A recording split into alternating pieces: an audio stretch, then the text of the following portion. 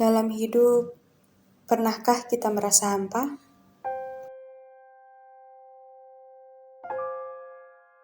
Pernahkah kita menyia-nyiakan kesempatan yang ada? Pernahkah kita mengabaikan sekitar kita? Hingga kita berhenti pada suatu titik. Sebuah titik balik dalam hidup, di mana kita akhirnya memandang segala sesuatu dari arah yang berbeda. Titik di mana kita juga memulai sebuah perubahan besar di luar kapasitas kita. Menyadari dan menemukan makna hidup di tengah gejolak naik turunnya kehidupan. Mengarungi segala kejadian yang telah terlewatkan begitu saja. Dan melabuhkan segala sesal di atas gamang. Rangkaian kontemplasi yang tiada berujung membawa kita untuk menemukan suatu titik tuju. Pada titik itulah pikiran dan hati kita terbuka untuk kembali pada Sang Hidup.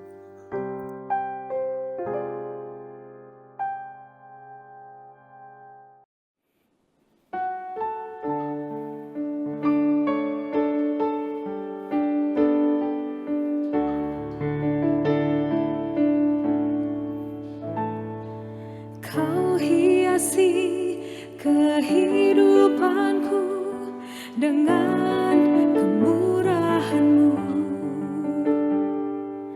Kau rancangkan masa depanku penuh dengan harapan. Aku ada saat ini semuanya karena kasih-Mu.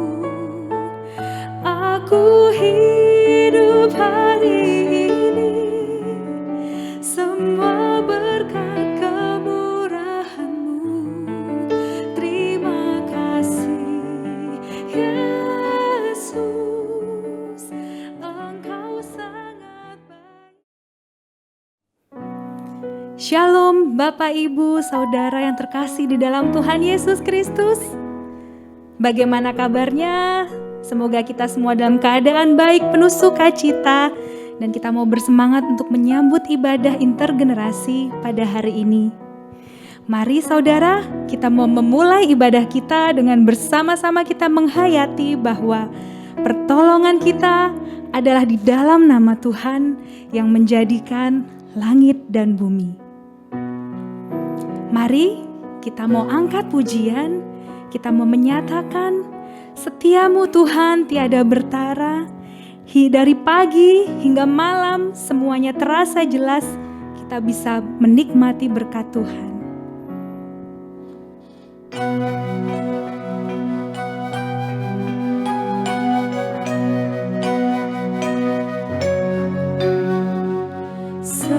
Setiamu Tuhanku tiada bertara. Dikala suka di saat gelap, kasih-Mu Allahku tidak berubah. Kaulah pelindung abadi tetap. Setiamu Tuhanku mengharukan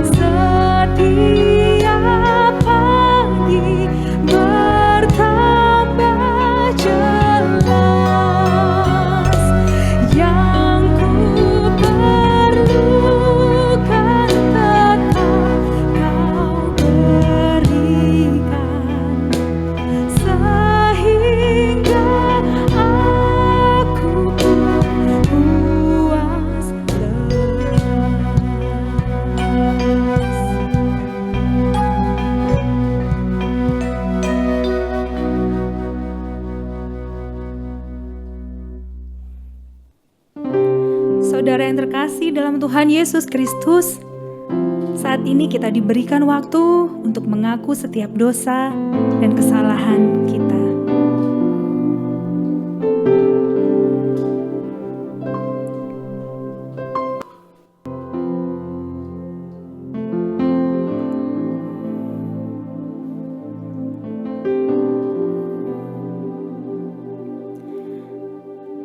Engkau Allah yang Maha Tahu setiap hal yang tersembunyi di dalam hati kami.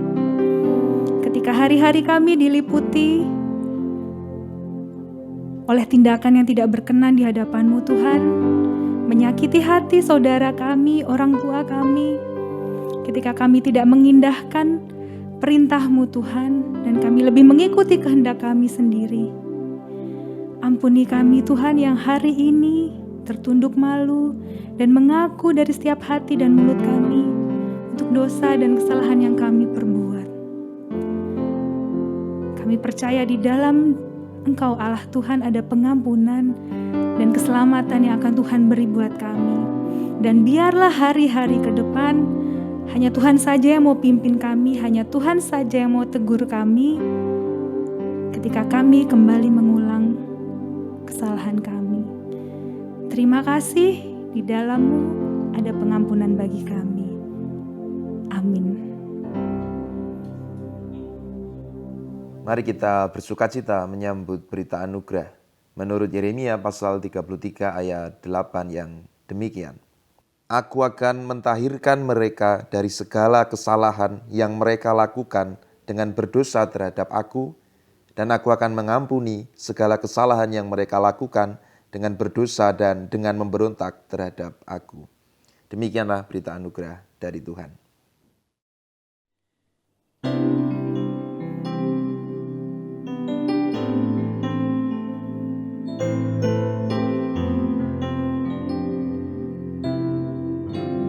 Kasih setiamu yang kurasakan lebih tinggi dari langit biru. Kebaikan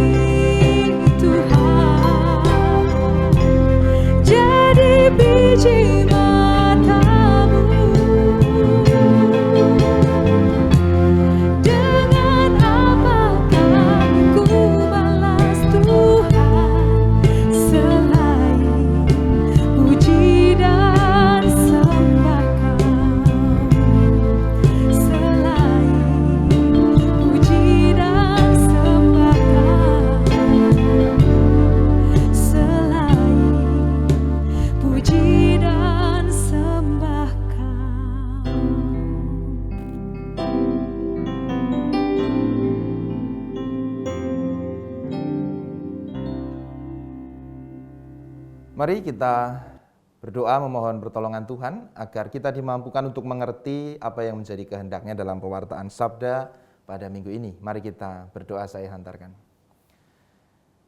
Kami berterima kasih ya Allah atas anugerah kehidupan yang Kau berikan kepada kami hingga saat ini. Dan kami akan mendengarkan firman-Mu, kami akan membaca dan merenungkan firman-Mu. Tolonglah kami agar kami bisa mengerti apa yang Kau kehendaki melalui pewartaan firman pada saat ini. Berikanlah juga bagi kami kemampuan agar bisa mengerjakan firman-Mu dalam kehidupan kami sehari-hari. Kami mohon berkat pertolongan-Mu di dalam nama Tuhan kami Yesus Kristus, Juru Selamat kami. Amin. Injil yang ditulis oleh Markus, pasal 8, ayat 34 sampai dengan 38. Injil yang ditulis oleh Markus, pasal 8, ayat 34 sampai dengan 38. Akan saya bacakan dalam bahasa Jawa. Ayat 34. Gusti Yesus tumuli nimbali wong akeh karo para sakabate sarta padha dipangandikani mangkene. Saben wong kang arep ngetut mburi aku iku nyingkura marang awake dhewe, ngangkat salibe lan melu aku. Ayat 35. Amarga sing sapa kumudu-kudu nyelametake nyawane, iku bakal kelangan nyawane. Nanging sing sapa kelangan nyawane marga saka aku lan marga saka Injil, iku bakal nyelametake nyawane. Ayat 36. Apa gunane wong oleh jagat iki kabeh nanging kelangan nyawane? Ayat 37. Awit apa to kang bisa diwenehake kanggo ngijoli nyawane? Ayat 38.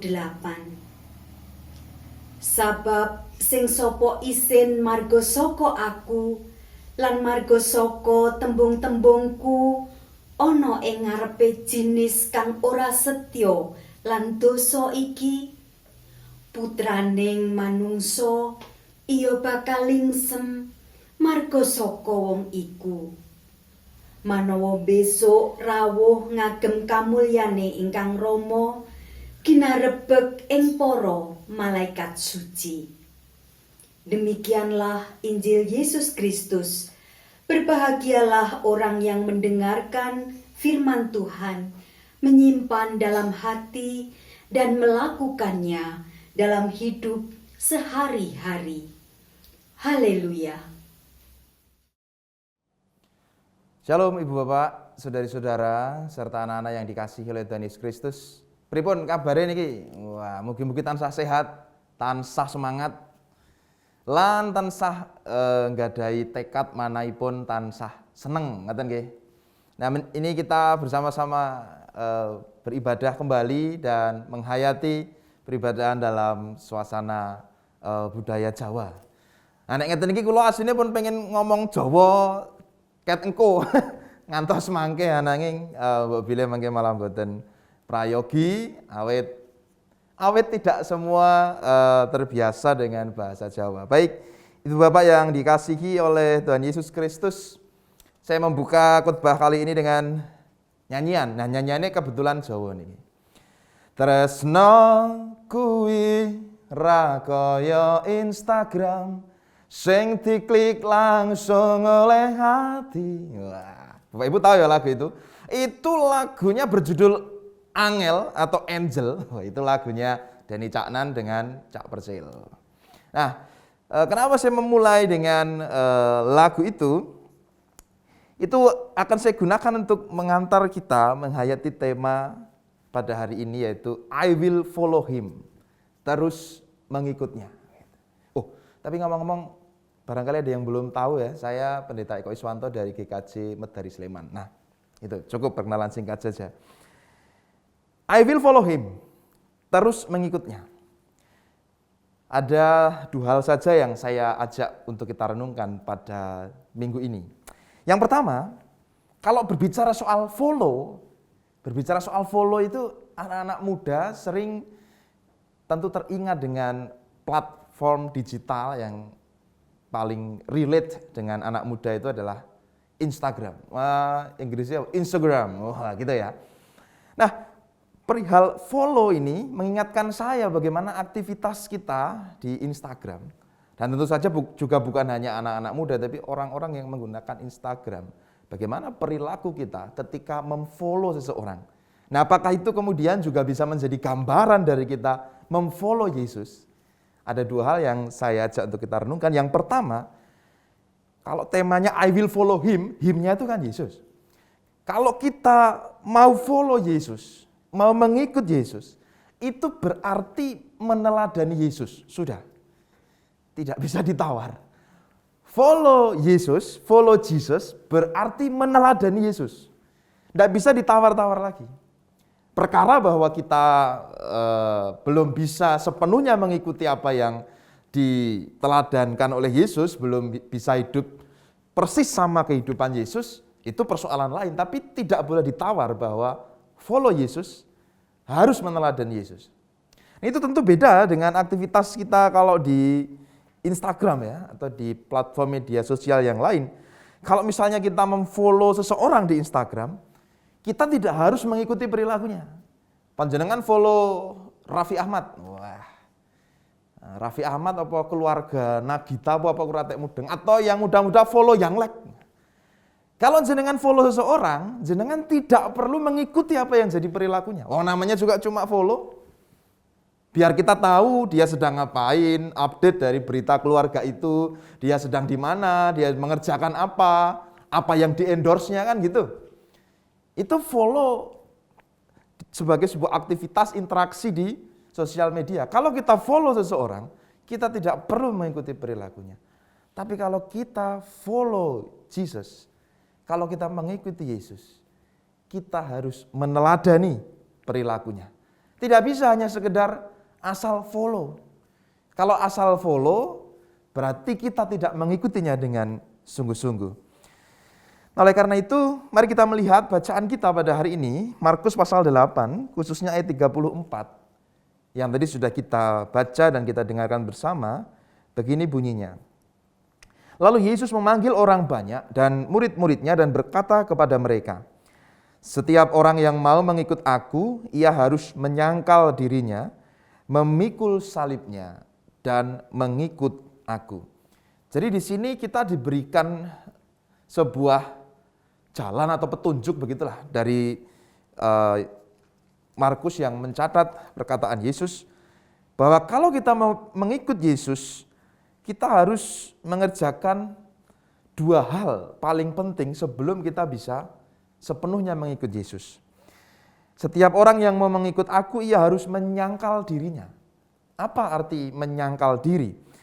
Nah, ada yang menarik dari terjemahan bahasa Indonesia masa kini ya. Kebanyakan Alkitab yang beredar di tengah Jumat dipakai itu kan terjemahan baru ya, 1974. Nah, di terjemahan bahasa Indonesia masa kini atau bahasa Indonesia sehari-hari, di situ kata menyangkal diri diterjemahkan dengan melupakan kepentingan diri. Kalau kita mau mengikut Yesus, yang pertama harus dikerjakan adalah kita harus melupakan kepentingan diri kita sendiri. Wah, yang mana mungkin manusia bisa melupakan kepentingan diri sendiri. Maksudnya adalah kita perlu belajar supaya kita tidak selalu saja menekankan apa yang menjadi kepentingan diri kita sendiri. Namanya sebagai manusia itu sudah pasti cenderung egois. Oleh karena itu firman Tuhan selalu mengajak kita untuk memikirkan orang lain.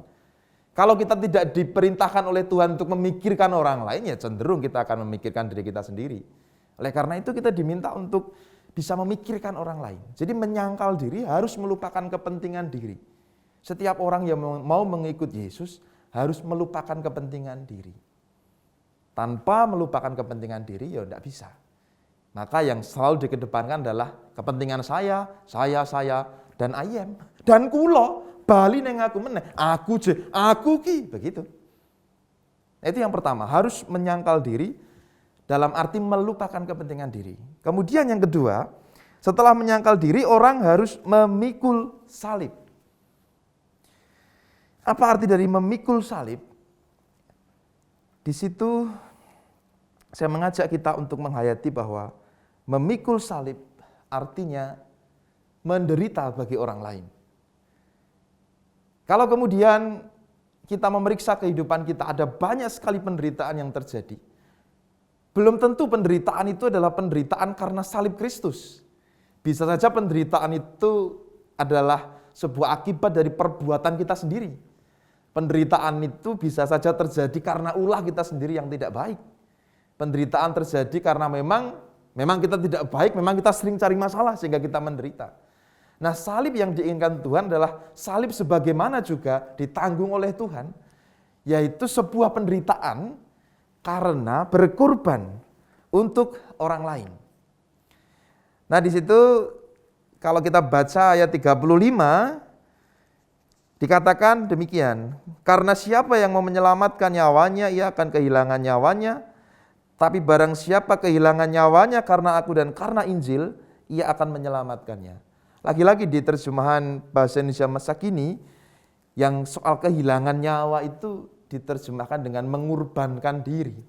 Barang siapa yang mau mengorbankan diri demi aku dan demi kabar baik, berita baik, yaitu Injil yang dari Allah, maka ia akan menyelamatkan nyawanya, ia akan memiliki hidup itu.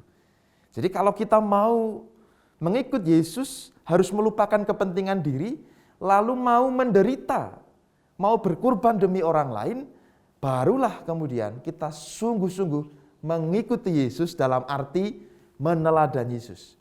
Follow Jesus berarti meneladani Yesus dalam tingkah laku kehidupannya.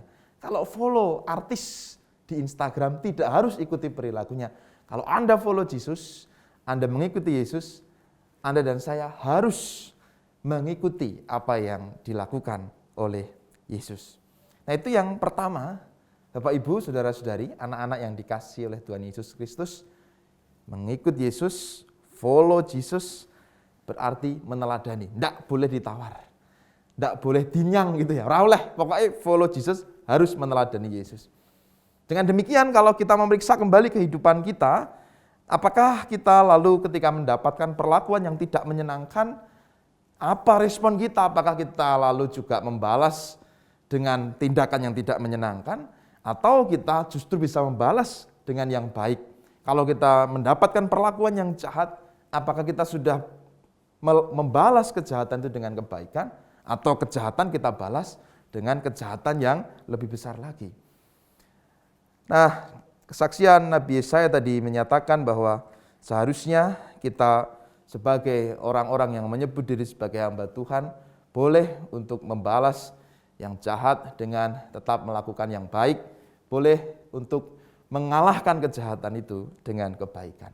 Bukankah itu juga yang diajarkan oleh Yesus untuk kita lakukan sebagai orang-orang yang mengaku diri sebagai pengikut Yesus?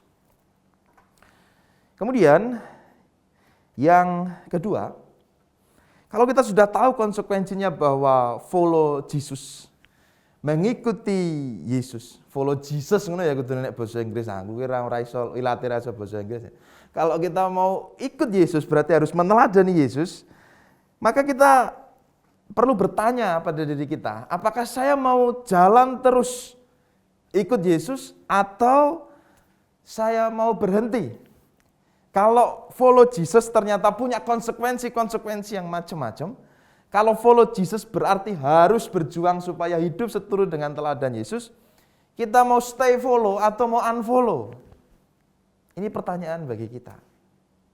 Dan bagi kita semua, tak peduli berapa lama panjenengan menjadi orang Kristen, mungkin sudah sejak kecil, sejak remaja, dan sekarang mungkin panjenengan sudah usianya usia senja, mungkin sudah tidak muda lagi, sudah usia rumah tangga, atau bahkan mungkin sudah eyang putri, eyang kakung, sudah lansia, sudah bertahun-tahun ikut Yesus, atau panjenengan baru belajar tentang iman Kristen, baru beberapa waktu yang lalu masuk bergabung dalam komunitas Kristen, di GKI Gejayan ataupun juga di tempat lain, atau panjenengan sebagai anak-anak muda yang baru sedang bergumul dalam iman, panjenengan sedang belajar tentang kekristenan, panjenengan merasa mewarisi iman dari orang tua panjenengan dan sekarang mencoba mempelajari iman yang Anda warisi itu, siapapun panjenengan perlu mengingat bahwa mengikut Yesus sama dengan meneladani Yesus, lalu mau stay follow atau mau unfollow.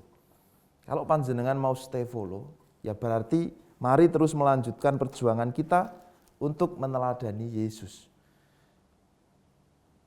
Di tengah semua permasalahan, di tengah segala situasi, kita diminta untuk terus mengingat kalau Yesus ada dalam kondisi seperti ini, kira-kira apa yang akan dia kerjakan.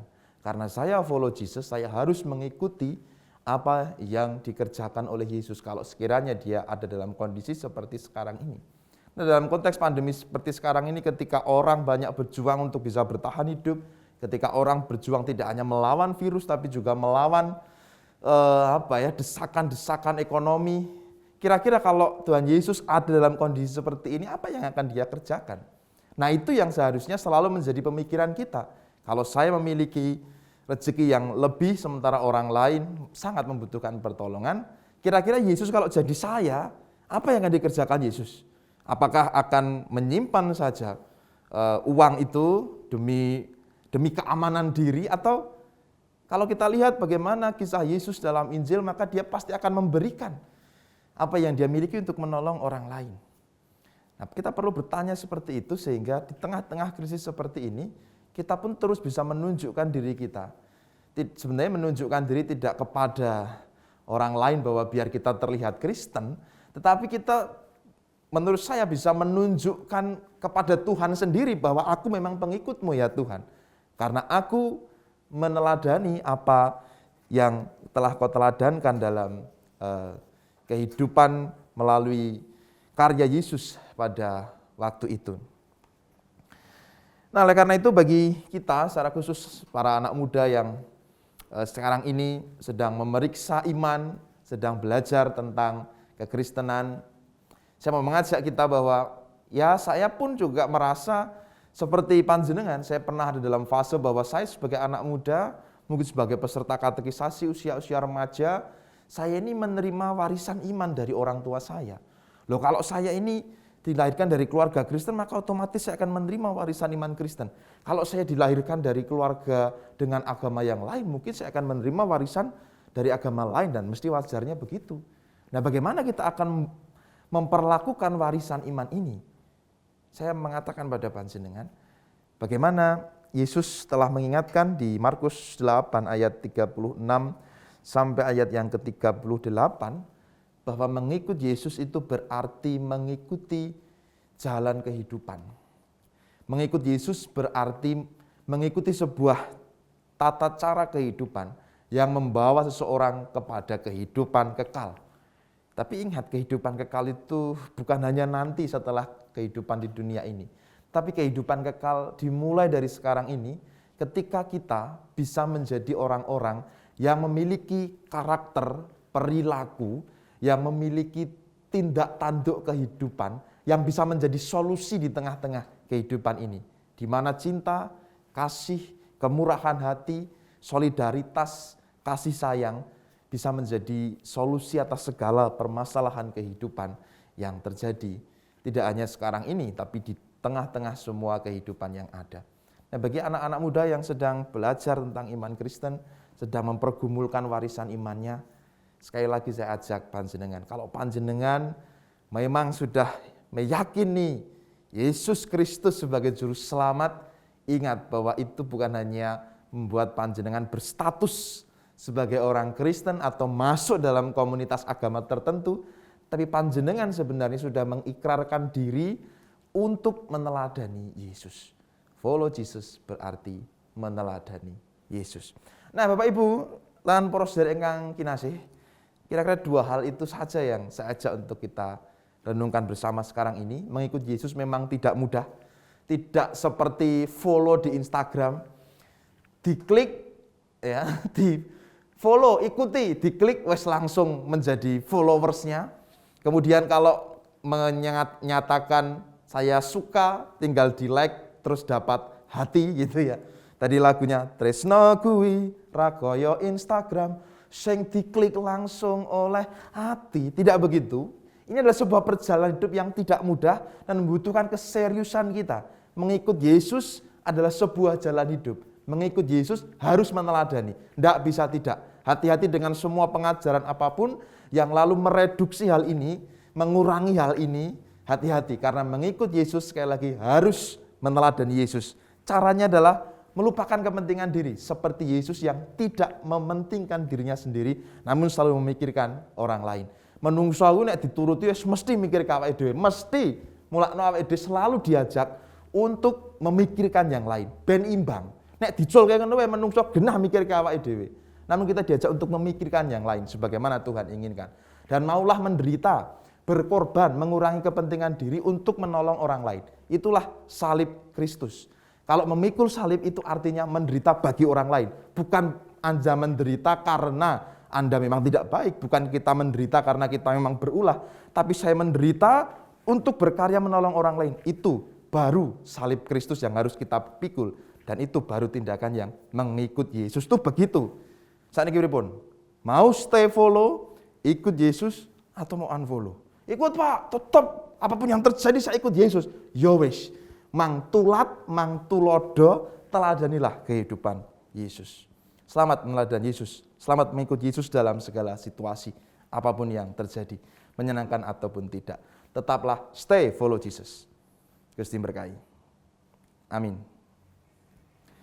Ibu bapak, saudari-saudara, serta anak-anak yang dikasihi oleh Tuhan Yesus Kristus, mari bersama-sama kita mengaturkan doa syukur dan syafaat kita, saya hantarkan.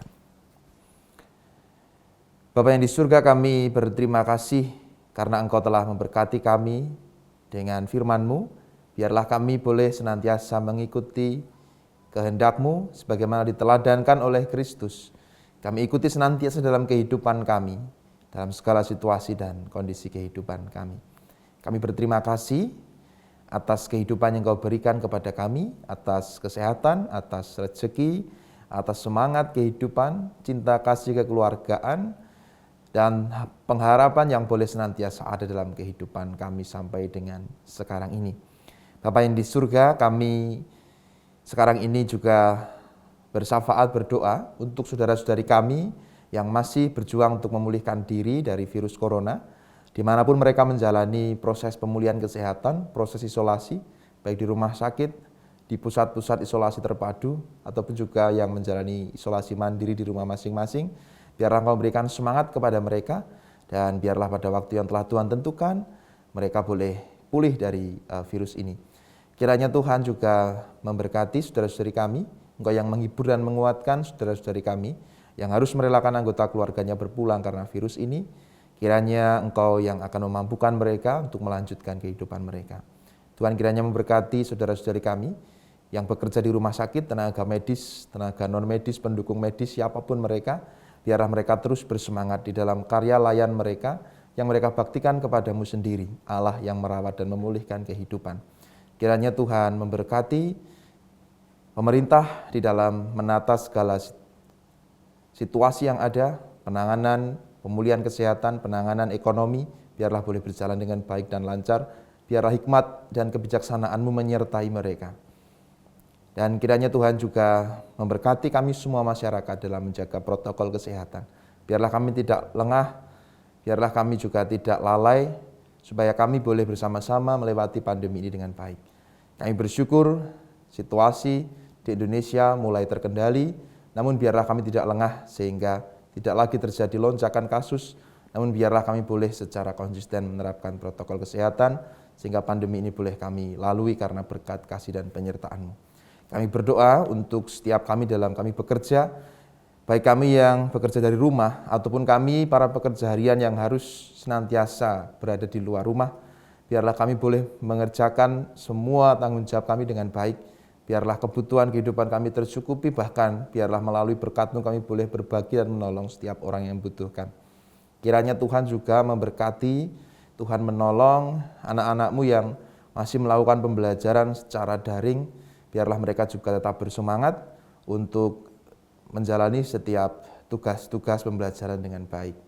Kiranya Tuhan memberkati keluarga kami masing-masing, biarlah kasih kesetiaan, kerukunan semakin terbentuk di tengah pandemi ini, dan kami juga semakin bisa menjadi saksi-Mu melalui kehidupan keluarga kami di tengah masyarakat.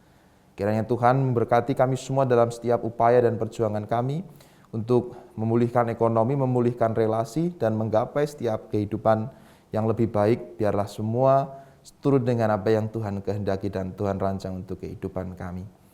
Kiranya Tuhan juga memberkati persekutuan kami secara khusus di GKI Gejayan. Biarlah di tengah pandemi yang membatasi perjumpaan fisik ini, kami boleh terus menggereja melalui setiap persekutuan, kebersamaan yang kami kerjakan sebagai gereja milik-Mu di GKI Gejayan ini.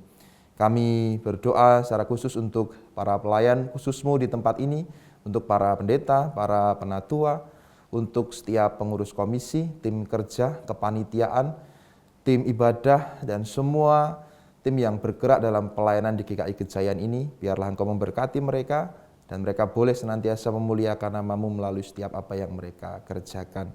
Secara khusus kami berdoa untuk ibadah kasih awal tahun ajaran yang akan diadakan pada tanggal 17 September. Biarlah ini boleh berjalan dengan baik.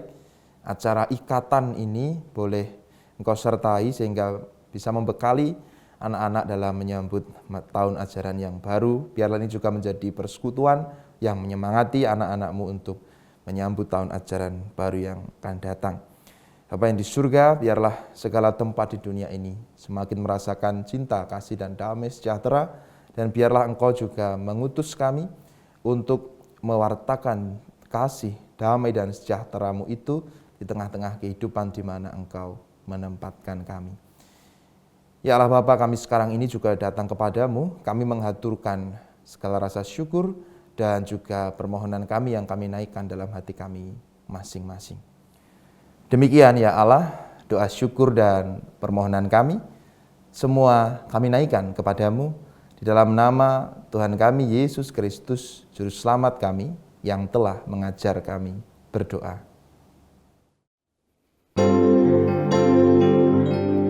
Bapa kami yang ada di surga, dikuduskanlah nama-Mu, datanglah kerajaan-Mu, jadilah kehendak-Mu di bumi seperti di surga. Beri kami hari ini makanan yang secukupnya, ampuni salah kami seperti kami ampuni yang bersalah pada kami. Jangan bawa kami dalam pencobaan, tapi lepaskan kami dari yang jahat. Sebab Kaulah yang punya kerajaan dan kuasa dan kemuliaan sampai selama-lamanya.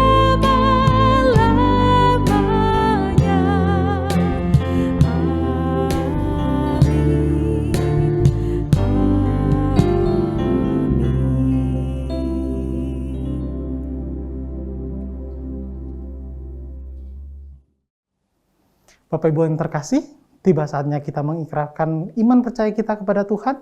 Dengan bersama-sama kita menyanyikan dari Kidung Jemaat 280, Aku Percaya.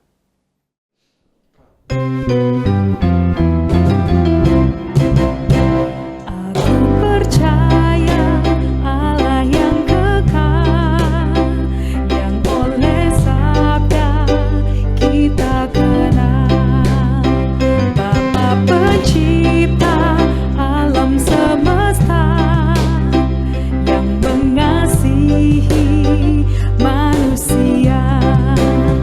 Aku percaya Putra Tuhan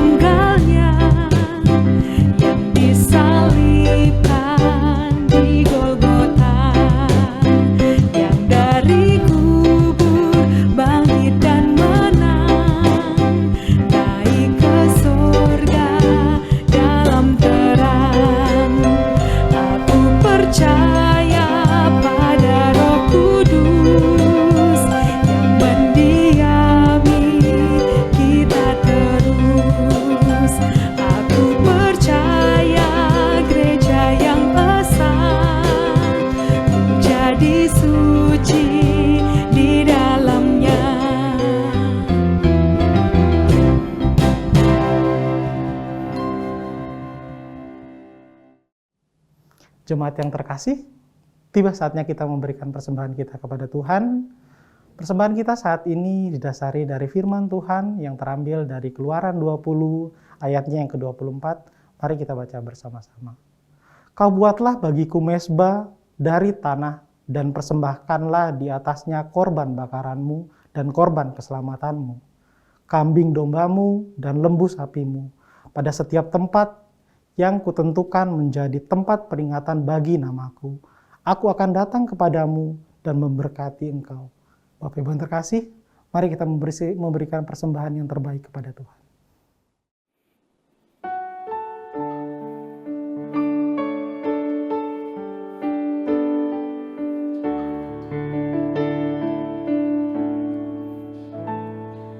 Kau hiasi kehidupanku dengan kemurahan-Mu. Kau rancangkan masa depanku penuh dengan harapan. Aku ada saat ini semuanya karena kasih-Mu. Aku hidup hari ini semua berkat kemurahan-Mu. Terima kasih Yesus, Engkau sangat baik, teramat baik bagiku.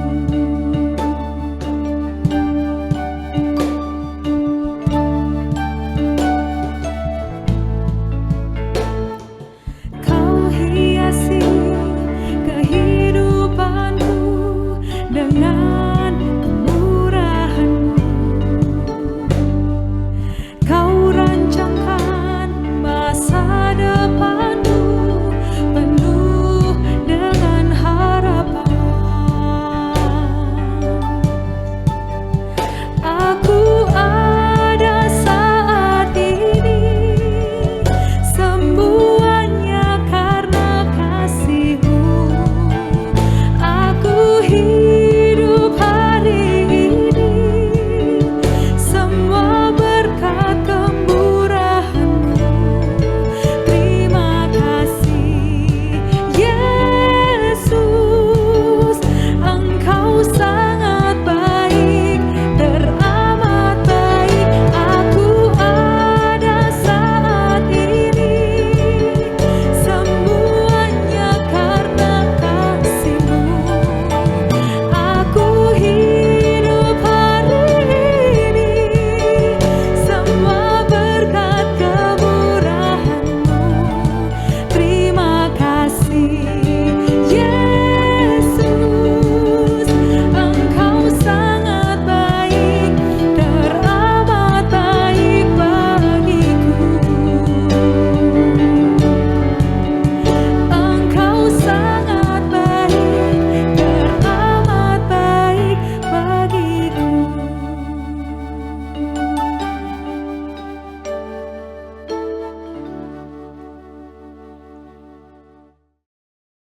Bapak Ibu yang terkasih, mari kita membawa persembahan kita di dalam doa kita berdoa. Bapa kami yang di surga, kami bersyukur ya Tuhan atas berkat kasih-Mu, penyertaan-Mu di dalam setiap kehidupan kami. Terkhusus hari ini ya Tuhan, Engkau memberkati setiap kami. Oleh karena itu ya Tuhan, saat ini kami datang ke hadirat-Mu dengan penuh rasa syukur. Kami membawa persembahan ini ke hadapan-Mu. Kiranya Tuhan berkenan memakainya di dalam pelayanan-Mu di gereja-Mu di tempat ini ya Tuhan. Terima kasih ya Tuhan. Inilah ucapan syukur kami yang kami panjatkan di dalam Putra-Mu Yesus Kristus, Tuhan dan Juru Selamat kami yang hidup. Amin.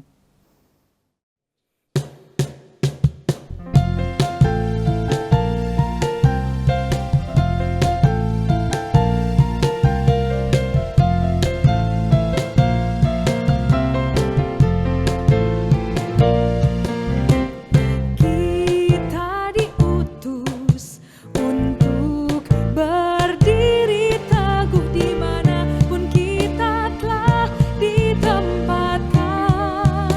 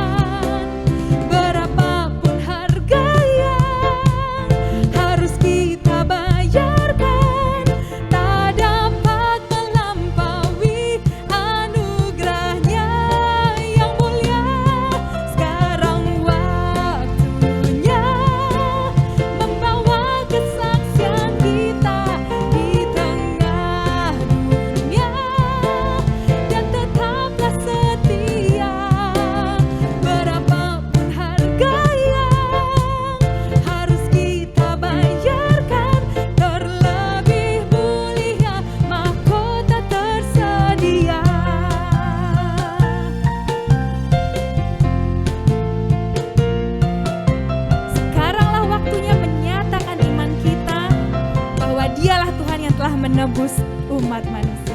Karena kita telah ditebus dengan darahnya yang kudus, untuk pekerjaan mulia bersiaplah bagi Dia. Sekarang waktunya menyatakan iman kita di tengah dunia, bahwa Yesuslah Tuhan. Berapapun harga yang harus kita bayarkan, tak dapat melampaui anugerahnya yang mulia. Sekarang waktunya membawa kesaksian kita di tengah dunia, dan tetaplah setia. Berapapun harga yang harus kita bayarkan, terlebih mulia mahkota tersedia.